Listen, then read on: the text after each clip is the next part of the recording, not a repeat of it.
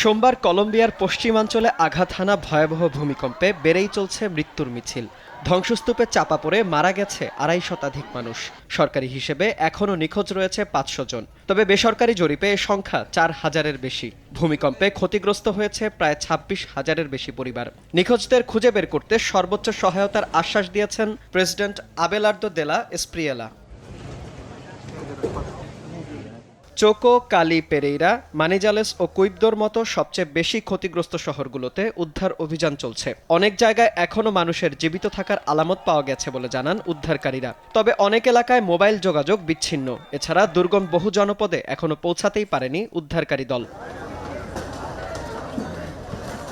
ভূমিকম্পের পর দেশটির কফি উৎপাদনকারী অঞ্চলগুলোর অনেক এলাকায় স্পোর্টস অ্যারেনা, স্কুলসহ বিভিন্ন সরকারি ভবনকে আশ্রয় কেন্দ্রে পরিণত করা হয়েছে। বাড়িঘর ধ্বংস হয়ে যাওয়ায় অনেকে খোলা আকাশের নিচে রাত কাটাচ্ছেন। কলম্বিয়ার ভূতাত্ত্বিক জরিপ সংস্থা জানিয়েছে, মূল ভূমিকম্পের পর এ পর্যন্ত শতাধিক আফটারশক অনুভূত হয়েছে। ভূমিকম্পের পর এখনও ত্রাণ ও উদ্ধার কার্যক্রম চলমান রয়েছে। এর মধ্যে দেশটিকে $১.৫ কোটি বেশি সহায়তার প্রস্তাব দিয়েছে ওয়াশিংটন।